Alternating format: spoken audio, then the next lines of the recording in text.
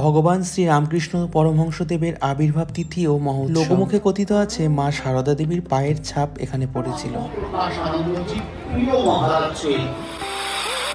Hello everyone, welcome back to my channel, welcome back to my new another blog. আমি আজকে এসেছি Ramakrishna mission, যেটা আমাদের হাওড়াঙ্গিতে, জলপাইগুড়ি জেলার। রামকৃষ্ণ পরমহংসদেবের আবির্ভাব উপলক্ষে এখানে মহোৎসবের আয়োজন করা হয়েছে। তো আমি আজকে এই আশ্রমটা তোমাদেরকে পুরোটা ঘুরিয়ে দেখাবো। প্রতি বছরই কিন্তু এখানে এই উৎসবটা হয়, আর এখানে প্রচুর মানুষ আসে। আমাদের এলাকার আশেপাশে কেউ কিন্তু বাকি থাকে না, সবাই এই আশ্রমের অনুষ্ঠান দেখতে আসে। তো আমার এই ভিডিওর মাধ্যমে আমি তোমাদেরকে এই আশ্রমটা, এই অনুষ্ঠানটা দেখাবো। তোমরা ভিডিওটা দেখতে থাকো, আশা করি তোমাদের ভিডিওটা অনেক ভালো লাগবে। তো চলো শুরু করা যাক। প্রথমেই আমরা প্রবেশদ্বার দিয়ে ভেতরে প্রবেশ করলাম।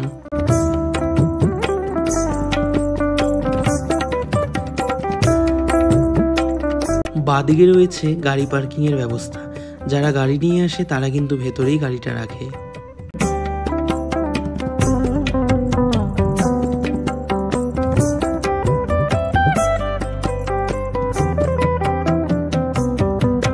এবারে চললাম দেবী সারদা দেবীর মন্দিরে। সারদা দেবীর মন্দিরটা আমরা এখন পরিদর্শন করব। শাহডাঙ্গি রামকৃষ্ণ বিবেকানন্দ আশ্রমের মাহাত্ম্য কিন্তু জনমুখে অপরিসীম।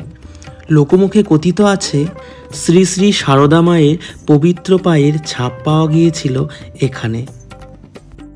মমতাময়ী মায়ের স্নেহস্পর্শ আজও যেন রয়ে গেছে আশ্রমের ধুলোমাটিতে।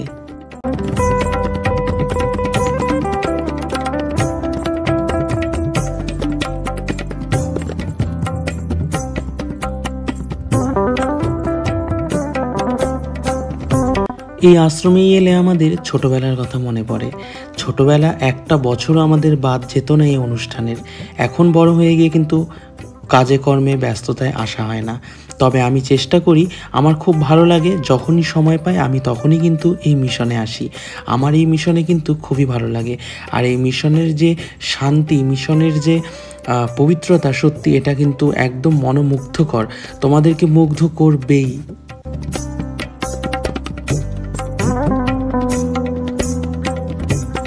এই মিশন প্রতিষ্ঠা হয়েছিল 1959 সালে স্বামী ধ্রুবানন্দজি মহারাজের দ্বারা।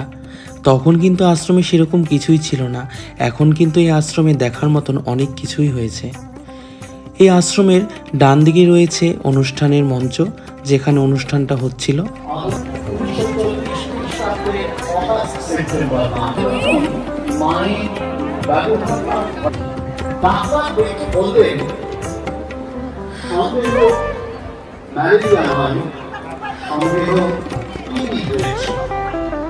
সঙ্গে সঙ্গে থেকে কাশীতে স্বামী আত্মপ্রকাশ আনন্দজি প্রিয় মহারাজকে জানানো হলো। এখানেও কিন্তু প্রচুর মানুষ বসে আছেন। এই গরমের মধ্যেও ধৈর্য ধরে বসে শুনছেন স্বামী বিবেকানন্দের বাণী। আর এই স্বামী বিবেকানন্দের বাণী শুনতে আমারও কিন্তু ভীষণ ভালো লাগে। অনেকটা সময় কিন্তু আমরা এখানে বসেছিলাম।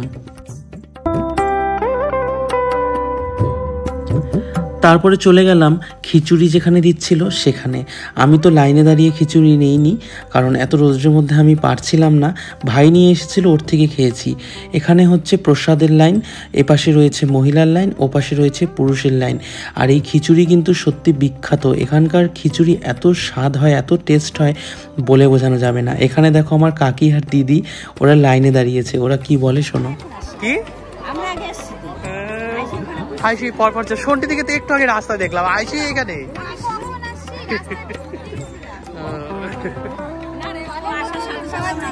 আরেক টিমের হয়তো খিচুড়ি খাওয়া শেষ হলো।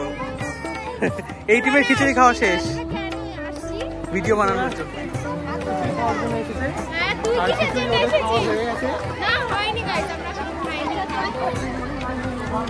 আমি তো দেখলাম 3 বার অলরেডি হয়ে গেছে। আমি এসেছি ভিডিও বানাতে।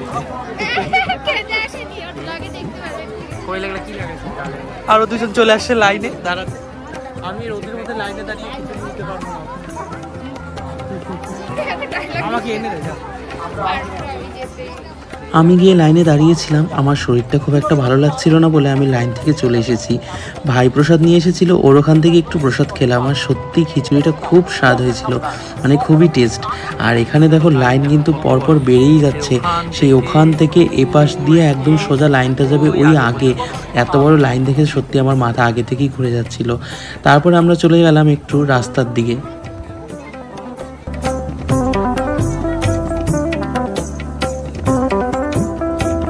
বের হওয়ার পথেই পড়বে স্বামী বিবেকানন্দের মন্দির।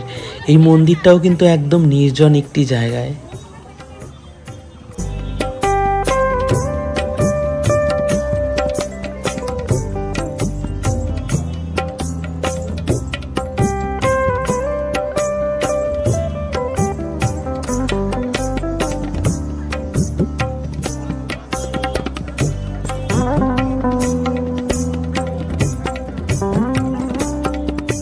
এই বাচ্চাটাকে দেখো কত সুন্দর লাগছে, কত কিউট দেখতে।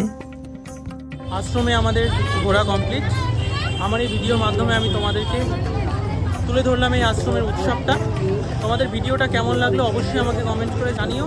আর যদি ভিডিওটা ভালো লাগে অবশ্যই ভিডিওটা লাইক করে আমার চ্যানেলটাকে সাবস্ক্রাইব করবে। দেখতে পাচ্ছ এখনও কিন্তু মানুষজন আসছে, প্রায় বিকেল 5টার পরে পর্যন্ত কিন্তু লোকজন আসবে, সবাই ঢুকছে এখনো। আমরা রওনা হচ্ছি এখন বাড়ির দিকে। যাই হোক, দেখা হবে নেক্সট ব্লগে। টাটা।